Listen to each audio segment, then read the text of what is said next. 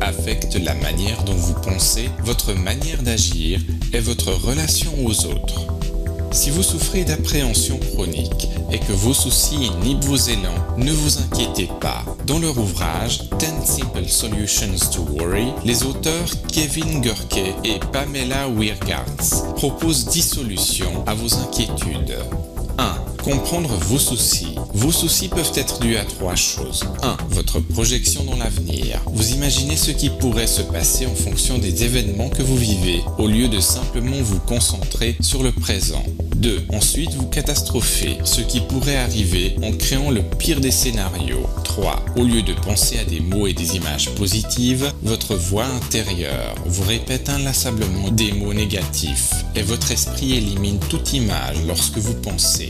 Il y a toutefois des soucis positifs. Vous faire du souci pour votre santé peut vous faire arrêter de fumer. Les soucis positifs vous font agir en vue d'une solution, tandis que les inquiétudes négatives vous paralysent. Les soucis négatifs affectent 4 parties de votre vie.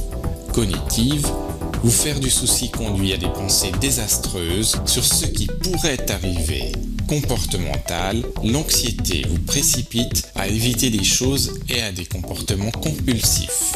Physiologique, les soucis provoquent du stress, des troubles du sommeil et de la fatigue. Interpersonnel, les gens vont fuir les personnes anxieuses. 2. Faites un engagement. Décidez d'apprendre à arrêter de vous inquiéter et d'y consacrer du temps et de l'énergie.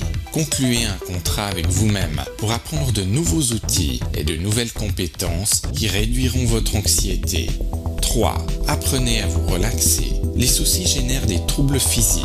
Utilisez des exercices de relaxation profonde comme antidote aux effets négatifs physiologiques, émotionnels et comportementaux de vos anxiétés.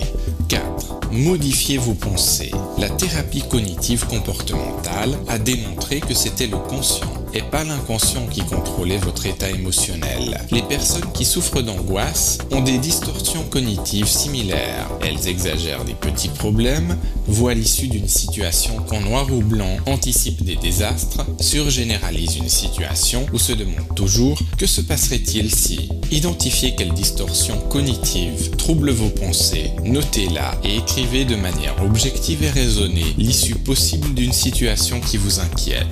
5. Réagissez différemment. Les personnes qui se font du souci ne sont pas orientées vers les solutions. Ils ne mitigent pas un dilemme. En s'imaginant le pire et en se faisant du souci, ils croient prévenir un désastre. Mais en réalité, ce n'est pas le cas. Réagissez en écoutant vos soucis et en analysant s'ils vous bénéficient ou pas.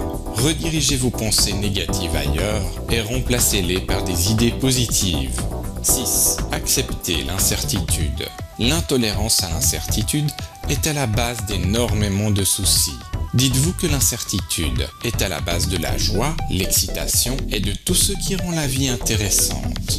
7. Gérez votre temps. Beaucoup de soucis proviennent d'un nombre trop élevé de choses à faire par rapport au temps imparti. Pour vous sentir plus accompli et moins anxieux, améliorez votre gestion du temps. 8.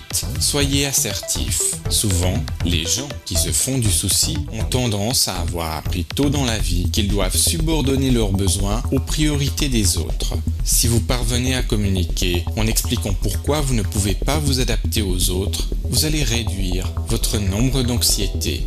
9. Confrontez vos soucis. Ce qui est surprenant, c'est que le meilleur moyen de gérer vos soucis et vos inquiétudes n'est pas de les fuir, mais de les confronter et d'y penser intensivement pour vous y habituer et vous désensibiliser. La confrontation va juguler le cycle négatif.